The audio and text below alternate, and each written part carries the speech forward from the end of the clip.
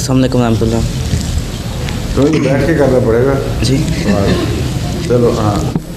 मेरा नाम मोहम्मद साद सलंगी है। मेरे वालिद साहब का सलमान सलंगी है। मैंने पूछना था कि क्लास में लड़कियों के साथ बैठ सकते हैं कि नहीं? किसके साथ? लड़कियों के साथ।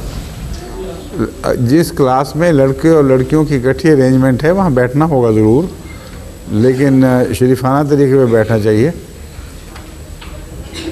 बैठना तो मना नहीं, तुम गाड़ी में नहीं बैठते, साथ लड़की और आके बैठ जाती है, एक औरत बैठ जाती है बस में भी, तो बैठे नहीं रहते तुम? उठ के चले तो नहीं जाते? तो क्लास में क्यों नहीं बैठोगे फिर? सही, शुक्रिया। अस्सलाम वालेकुम।